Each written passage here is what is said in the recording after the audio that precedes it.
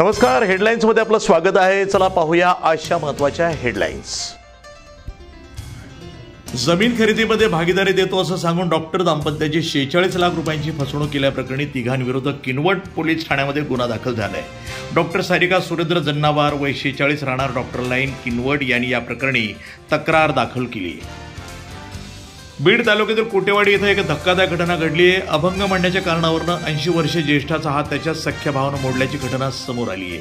सुग्रीव पांडुरंग कुटे वय 80 राहणार कुटेवाडी तालुका बीड असं जखमीचं नाव आहे, तर वाली पांडुरंग कुटे असं आरोपीचं नाव आहे।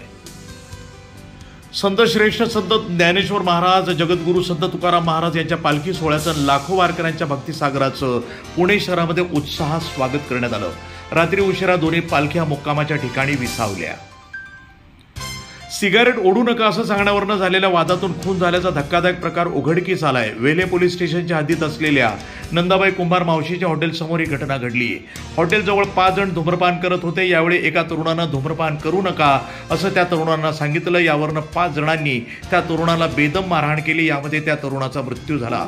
या प्रकरणी पोलिसांनी 5 जणांना अटक केली आहे।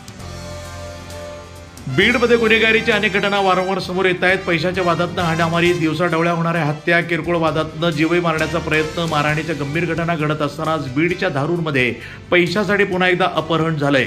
धारूरमध्ये उसने पैसे वसूल करण्यासाठी 4 तरुणांनी एका तरुणाचं अपहरण केलं। मुलाच्या घरी फोन करून मुलगा जिवंत हवा असेल तर आत्ताच्या आता 50,000 रुपये टाका, अन्यथा तो मुलगा तुम्हाला परत दिसणार नाही अशी धमकी देण्यात आली। हा प्रकार समोर आल्यानंतर पुन्हा एकदा जिल्ह्यामध्ये खळबळ उडाली आहे। या प्रकरणामध्ये धारूर पोलिसांनी दोघांना अटक केली आहे। पुणे जिल्ह्यातील एका जिल्हा परिषद शाळेला वर्ल्ड बेस्ट स्कूल्स यादीमध्ये स्थान मिळाल्यानं त्याचं कौतुक होत आहे। जालिंदर नगर येथील शाळेची T4 education world best school prize स्पर्धेतील टॉप 10 शाळेमध्ये निवड झाली आहे।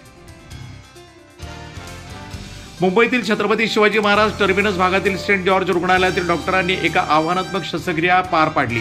त्यांनी क्रॉफर्ड मार्केट परिसरात राहणाऱ्या 40 वर्षाच्या महिलेच्या अंडाशयातील 10.4 किलो वजनाचा ट्यूमर काढला। डॉक्टर राजश्री कटके यांनी 9 दिवसापूर्वी शीला नाव बदललेलं आहे यांच्यावर शस्त्रक्रिया केली। त्या म्हणाल्या, शस्त्रक्रियेपूर्वी त्यांचं वजन 30 किलो होतं, शस्त्रक्रियेनंतर ते 20 किलोवर आलंय। डॉक्टरांनी सांगितलं की ट्यूमर एवढा मोठा होता की यामध्ये 5-6 बाळं मावतील, त्यामुळे त्यांच्या शरीरातील इतर अवयवांवर दाब येत होता। आळंदी येथून निघालेल्या संतांच्या पालखी सोहळ्याच्या पार्श्वभूमीवर पुण्यातील विठ्ठल रुक्मिणी मंदिरामध्ये मोठा वाद उद्भवलाय। आळंदी देवस्थान संस्थेचे विश्वस्त योगी श्री निरंजन नाथ यांच्यावर वारकरी, पत्रकार आणि पोलिसांची अरेरावी आणि उद्धट वर्तन केल्याचा आरोप ठेवण्यात आलाय। या प्रकाराचा व्हिडिओ सध्या सोशल मीडियावर मोठ्या प्रमाणात व्हायरल होत असून भाविकांमध्ये संतापाची लाट उसळली आहे। लघुशंककरणावरून झालेल्या वादामध्ये एकाची हत्या तर 2 जण गंभीर जखमी झाल्याची घटना छत्रपती संभाजीनगरमध्ये घडली आहे। या घटनेनंतर महानगरपालिका ॲक्शन मोडवर आल्यानं 10 बुलडोझरच्या मदतीनं मुकुंदवाडीमध्ये 7 तासामध्ये 230 अतिक्रमण जमीनदोस्त करण्यात आली। एवढ्या कमी वेळेत करण्यात आलेली ही आतापर्यंतची सर्वात मोठी कारवाई आहे। या कारवाईच्या वेळी नागरिकांनी आक्रोश केला। मुकुंदवाडी ते केम्ब्रिज चौकापर्यंतचे सुमारे 500 अतिक्रमण पाडण्यात येणार असल्याचं देखील महापालिकेनं म्हटलंय।